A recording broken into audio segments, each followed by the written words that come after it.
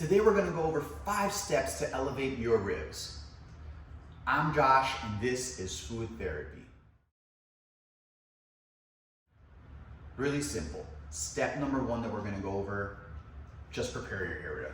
Whatever you need, whatever you're gonna be using, get it beforehand, set it in your area, have your area clean. That way, nothing's gonna distract you from doing your work, right? Second part, packaging. Remove the product from the packaging, especially if it's vacuum sealed. It's gonna create flavors and smell in the food that you necessarily don't need. So let it sit out for 15 minutes, let it grab some air before you start prepping it. That way, you're just gonna remove whatever odors that meat has and it just airs out a little bit. Same as wine. You open up the wine, you let it breathe a little bit, it's gonna change the flavor. Same thing with the meats, especially if it's vacuum sealed, open it up and let it just rest a little bit. After that, today we're gonna be working directly with ribs. So one question that I get a lot is, do you wash your meats, right?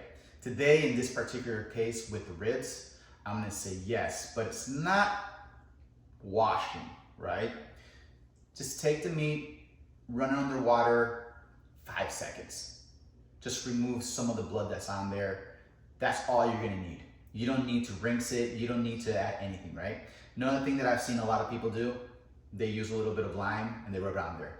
Do I do the lime thing on ribs? Not necessarily, but I have done it on pork meat and other situations, right? Next tip, just when you have ribs, you're always gonna see this little skin. It's called membrane, right? I call it a skin. Good tip, it's really rubbery, right? So let's just remove it that way. We're not gonna have that texture in the meat, right? Really simple, just cut a little bit. Try to get your fingers under it.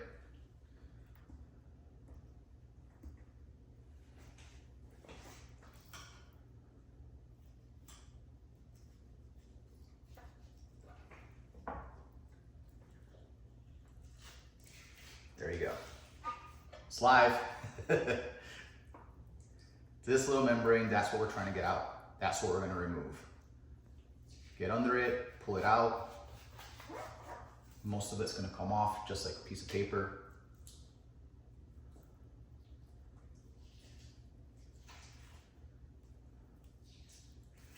There you go. Takes a second, but your guests are gonna appreciate it because you're not gonna have this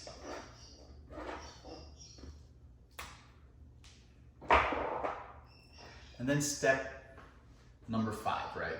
This is the last secret about the ribs, and this is where it gets really tricky.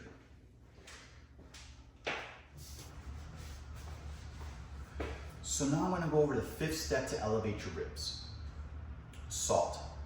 Now, I have 3 salts available today, and I'm gonna go over the reason why or why not I would use these salts, right?